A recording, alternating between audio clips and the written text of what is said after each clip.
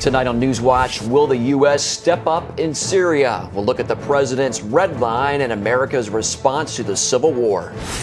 Plus, National Day of Prayer. Why some say calling on God is the only way to change America. And CBN News sits down with Tea Party favorite Senator Ted Cruz. All this and more tonight on NewsWatch. The world is watching to see what the U.S. does in Syria. Good evening. I'm Mark Martin. And I'm Wendy Griffith. America isn't the only country deciding what action to take in the Middle East. Israel also has to decide if it will take military action against Iran. Chris Mitchell has our story from Jerusalem. Syrian opposition groups released this video showing what they say are some of the dozens of people killed or sickened in a chemical weapons attack by the Assad government. Back in March, President Obama issued a warning. To use potential weapons of mass destruction on civilian populations crosses another line, and that is going to be a game changer. Since then, British, French, and Israeli intelligence all concluded that the Assad government did conduct a chemical attack. And last week, Defense Secretary Chuck Hagel agreed. But the White House is reluctant to call it a game changer for the U.S. in Syria. Now, we are working to establish credible and corroborated facts to build on this intelligence assessment in order to establish a definitive judgment as to whether or not the president's red line has been crossed, and to inform our decision-making about next steps. Israeli Middle East analyst Jonathan Spire says both U.S. friends and foes in the region are watching. It's now very apparent that the regime has used chemical weapons on a number of occasions, which means that if the United States now fails to act on its clear red line, then of course conclusions will be drawn in that regard by all other players in the region, including some players very hostile to the United States, such as Iran. One option in the U.S. arsenal: strikes from the air or sea on the Syrian chemical weapons facilities and production plants scattered throughout the country. But that is a subject the administration won't address in the media. President Obama's red line on Syria is a big enough problem for the Middle East, but here in Jerusalem, Prime Minister Netanyahu has to deal with an even more dangerous red line, the one leading to a nuclear Iran. A red line should be drawn right here.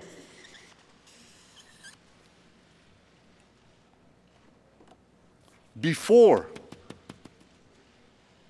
Iran completes the second stage of nuclear enrichment necessary to make a bomb.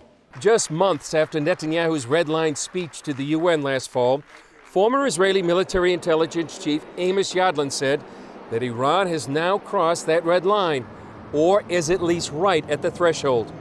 The U.S. red line involves Iran actually building a weapon, while the Israeli red line tries to prevent Iran from getting nuclear capability, and before it reaches the breakout stage of producing a weapon. The red line has been crossed. A lot now depends on the Iranian decision in this regard, and certainly Israel will be watching very, very carefully. So, while Western governments debate what they might do, Israel is strengthening its defenses in the Golan Heights, on a border with Syria that has been mostly quiet for 40 years, because the red lines being talked about now in Washington appear to lead straight to Israel's borders. Chris Mitchell, CBN News, Jerusalem. While much of the U.S. was focused on violence in Syria and Boston last month, attacks were soaring in Iraq. The United Nations is now reporting that April was the deadliest month there since June of 2008. In a report out today, the UN says attacks killed 712 people in Iraq in April, and that includes 117 members of Iraqi security forces. Interestingly, the Associated Press has a different number, recording only 400 deaths last month. Experts say casualty tolls vary because official reports often differ from local police and hospital accounts. Nevertheless, the numbers underscore a growing concern that security is rapidly deteriorating in Iraq. And joining us now is Dr. Walid Faris. He's the author of the book, The Coming Revolution, The Struggle for Freedom in the Middle East. Walid, some say that the situation in Syria is similar to the one in Iraq before the U.S. invasion there. Do you see that comparison? Yes, of course. It is similar in the sense that there is a confrontation between two camps now. One is the regime, which is backed in this case by Iran and Hezbollah. And then you have the opposition. And the opposition has two components. One is secular, and the other one is Islamist and jihadist. And one other similarity are the Christian minorities and other ethnic minorities. They have suffered in Iraq, and they are now suffering in Syria. The difference is that there are no foreign forces, there are no American forces or NATO forces ready to invade Syria in this case. That's why the conflict seems to be, getting longer and longer on the ground. Waleed, now with the talk that chemical weapons might be involved in Syria, how much U.S. involvement do you think should take place in Syria? The Obama administration, unfortunately, missed to act in Syria when it had the capacity of our troops in Iraq. We withdrew from Iraq at the end of 2011 without dealing with the Assad regime. So now, since 2012 and over the past few months, Iran, through Iraq, has been supporting the Assad regime. Hezbollah, through Lebanon, has been intervening in Syria. And unfortunately, Al-Qaeda and jihadi-linked groups are now making progress within the opposition. So what can the United States do now is going to be very difficult because we lack a regional alliance with us that is ready to move with us.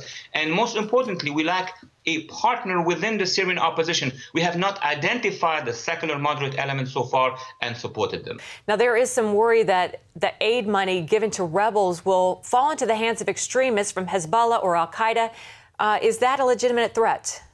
It's a very legitimate threat. If we throw the aid to Syrian opposition without making sure that we have identified who is with us, who are our partners, what is their project for the future, we may end up arming either Hezbollah on the one hand or Al-Qaeda on the other hand, as you said. Do you think there's an end in sight to the civil war? The fight, and this is bad news, may get also into Iraq and into Lebanon by the same forces fighting in Syria. And thirdly, there may be regions now seceding in Syria. If Damascus fall, Assad is not going to quit Syria. He's going to go to the Alawi land in the northwest. So it's a long, protracted conflict as long as the administration did not make a choice to intervene firmly. All right. Waleed Phares, we thanks so much for being with us today. Thank you for having me. A Korean American has been sentenced to 15 years hard labor in a North Korean prison. Kenneth Bay of Washington State was arrested in November near the border of China and Russia. He's accused of committing what North Korea describes as hostile acts against the state.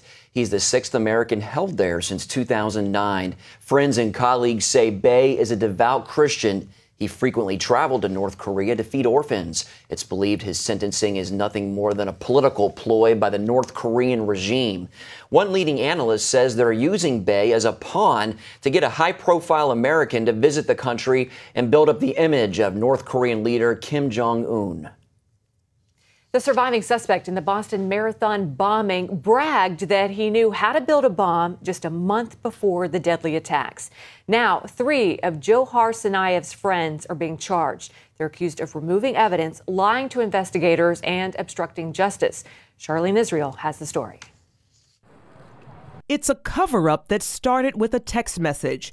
The FBI says 2 19-year-olds, Asmaitov Zayakov and Dias Kaderbayev, recognized their college friend Johar Tsarnaev from surveillance photos on television. One of the teens texted Tsarnaev to ask if he was the bomber. His response, LOL, laughing out loud. Then he texted, "Come to my room and take whatever you want." According to the FBI, the 2 friends took a backpack and hollowed out fireworks and a computer. They then threw them in a dumpster behind their apartment. Wednesday, their lawyers were in federal court denying they did anything wrong. They did not intentionally or knowingly destroy evidence.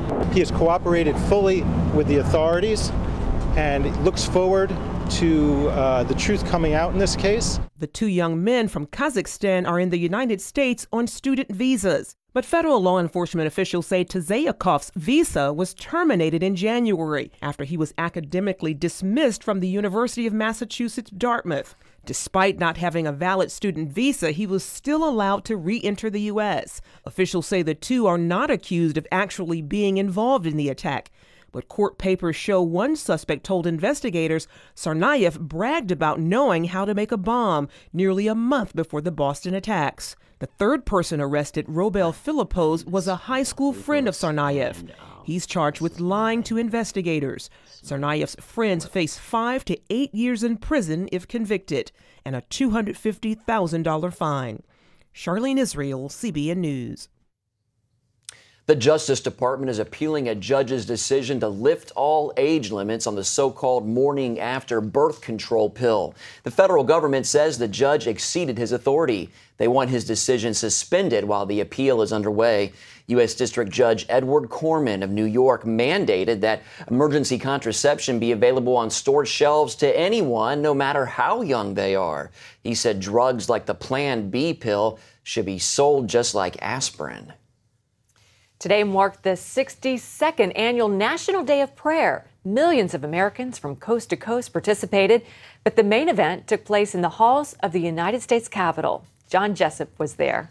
And forgive us, mighty God. From near and far. We flew in from LAX airport in Los Angeles. I'm from Calvary Christian School, which is a small private school in Oak Ridge, New Jersey. People packed into the U.S. Capitol in Washington to pray for America, the motto for this year's annual observance.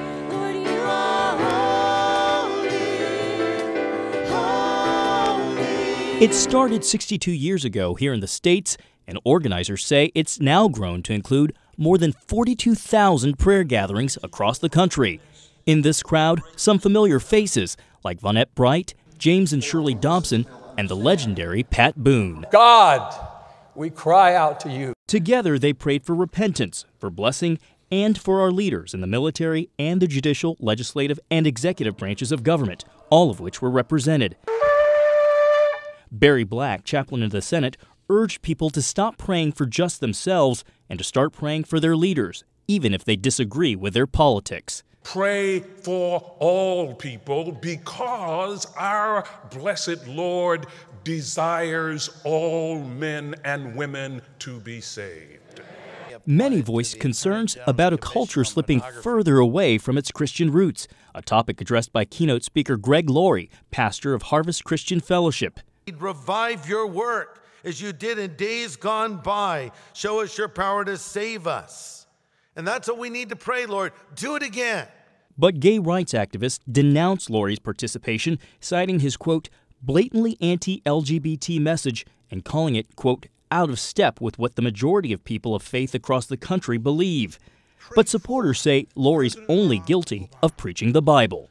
In spite of what they see, people here say they have hope because of prayer, and they look forward to the future and coming back together to pray again this time next year. John Jessup, CBN News, Capitol Hill. Coming up, how a horse race is leading to a rise in human trafficking. Ow, my feet hurt. My feet hurt, your feet hurt. White hat pain, I wanna cry. Is there anything I can try?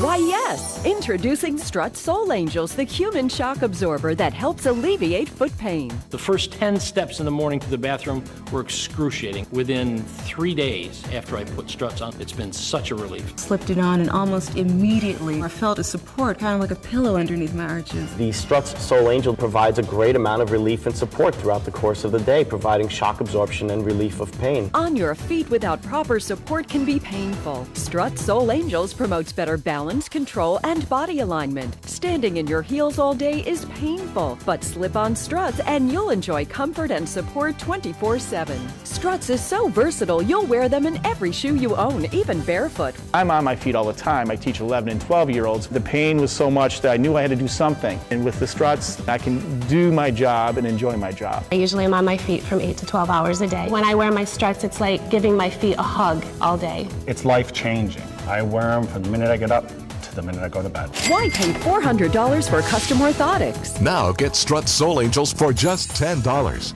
You also get Miracle Foot Repair Cream, absolutely free. Use it to help relieve dry, calloused feet overnight. But wait, call right now and we'll double the offer free. Just pay separate processing and handling. Plus, you get a 100% money-back guarantee. If not completely delighted, send it back. But keep the foot cream as our gift just for trying. You get it all. A $70 value for just $10.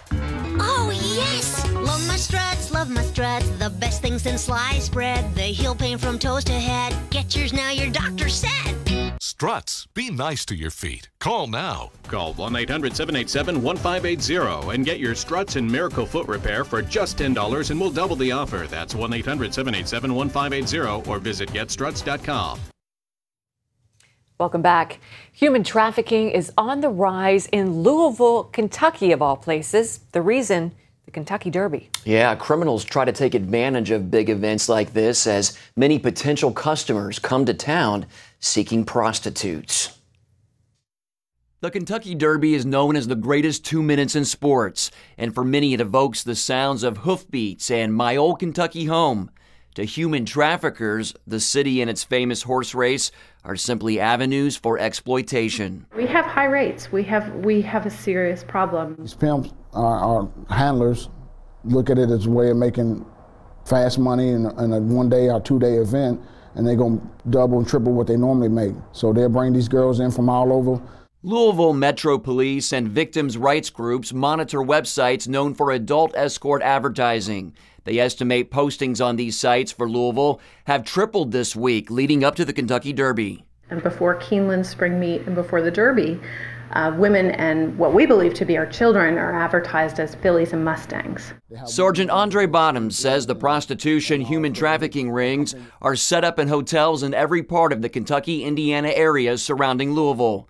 Bottoms estimates about 10% of the hundreds of prostitutes in Louisville this week are being forced or coerced. After each prostitution arrest, police look for signs of trafficking. Then we change course, and at that point we treat them as a victim and not a criminal.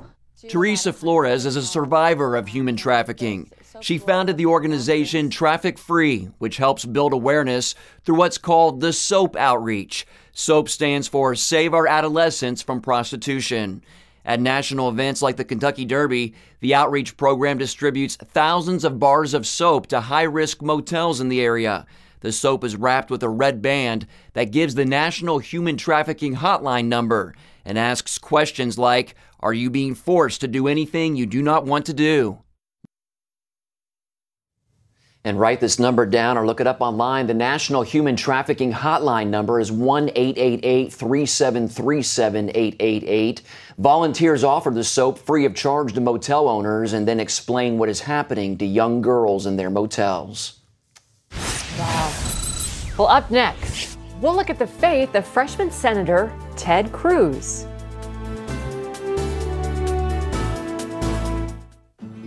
Jim is 38, mortgage, married, 3 great kids. He wants to protect his family with a $500,000 term life insurance policy. What do you think it'll cost him? $100 a month?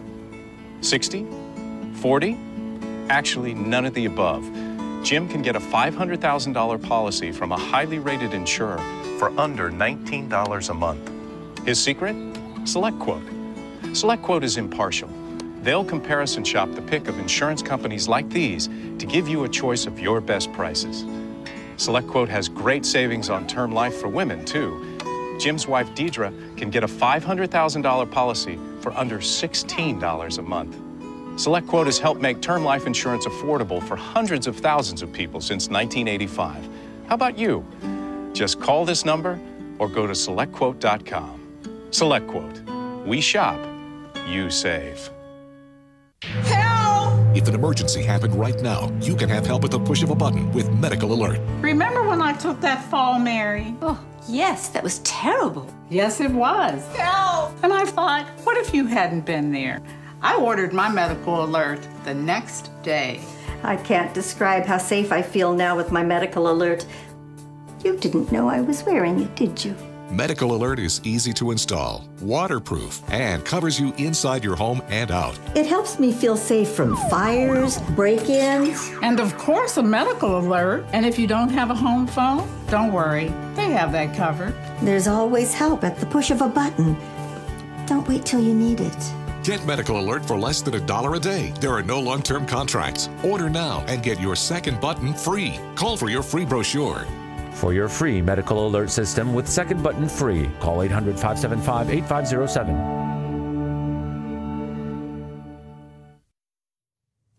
2016 is still a few years away, but it could already be on the mind of freshman Senator Ted Cruz. The Tea Party star may be eyeing a presidential run. The National Review reports Cruz isn't talking publicly about his intentions, but insiders say a run for the White House is definitely on his mind.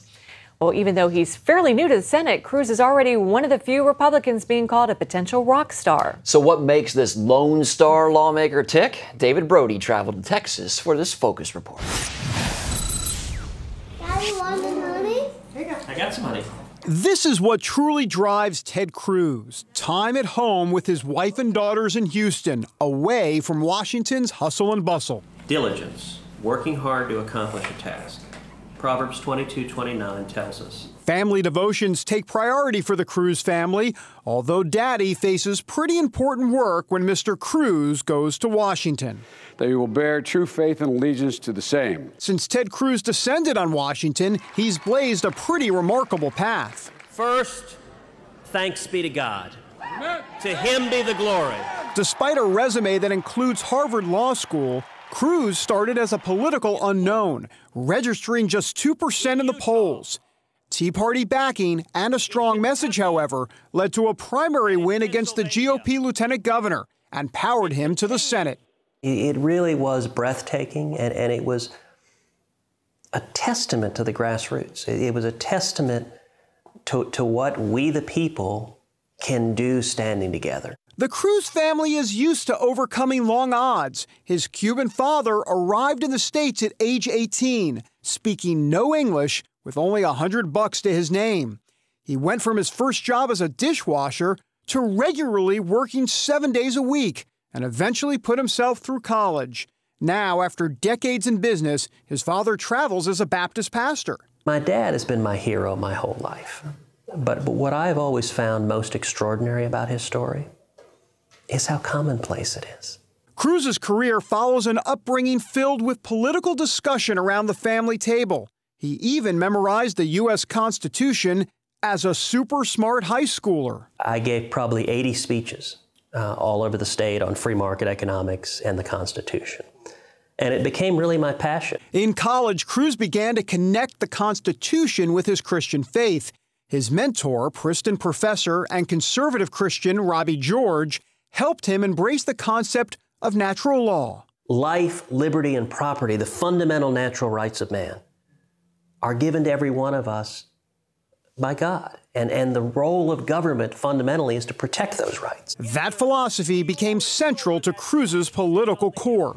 The left is using the courts of law to tear down our faith. Cruz, a Southern Baptist, doesn't shy away from talking about his faith. At the end of the day, faith is not organized religion. It's not going to a church. It is a personal relationship with Jesus Christ as your Lord and Savior. But he's determined not to use it as a weapon. I think anyone in politics, you've got a special obligation to avoid being a Pharisee, to avoid ostentatiously wrapping yourself in your faith. Instead, Cruz has taken strong stands against increasing the debt ceiling, John Kerry as Secretary of State, and faced criticism for grilling Defense Secretary nominee Chuck Hagel.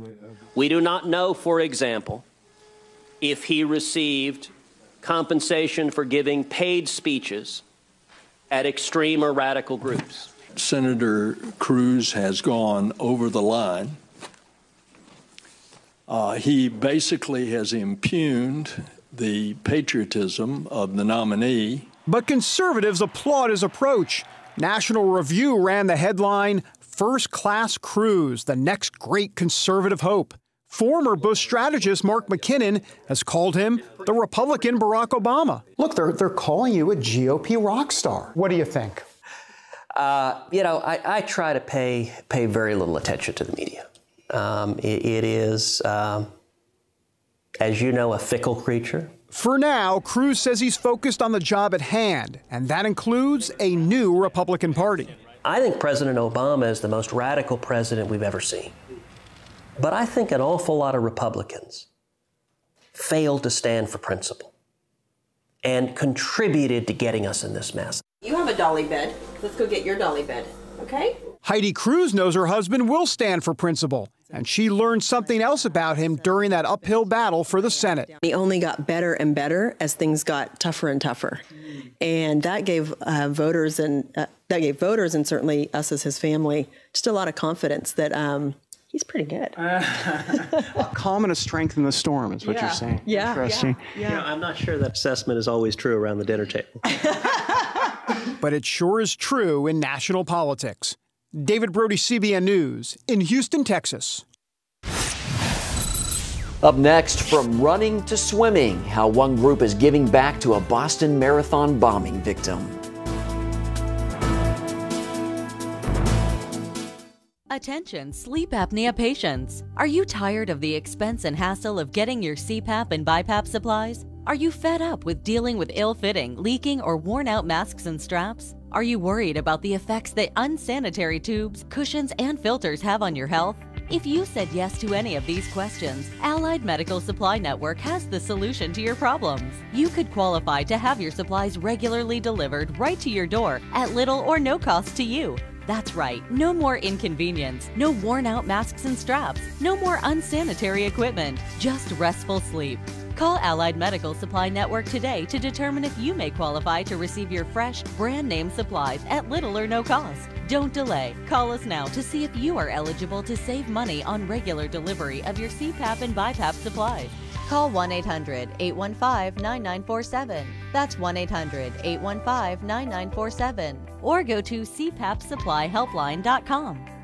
Announcing an important breakthrough in healthcare that can benefit everyone. If you or anyone you love needs affordable health insurance, regardless of a pre-existing medical condition, call Quick Insurance 123 today and get the immediate relief you deserve. Quick Insurance 123 was created to provide affordable health insurance to all uninsured Americans, with or without pre-existing conditions. This is not a discount card. This is a real insurance program that lets you choose from many affordable health plans, with access to doctors, hospitals, emergency services, and more. So call the number on your screen now and get the health coverage you need just for calling. As a special bonus, we'll send you a free prescription savings card that could save you up to 85% on your prescriptions. That's right, you could save up to 85% on your prescriptions just for calling. Call Quick Insurance 123 to find out how you can get affordable health insurance and receive your free prescription savings card just for calling. Don't wait.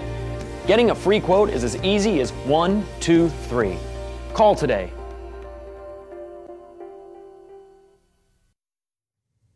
A North Carolina aquatic center is showing its support for one of the victims of the Boston bombings. Nicole Gross is from Charlotte, North Carolina, but she's still in a Boston hospital recovering from her injuries.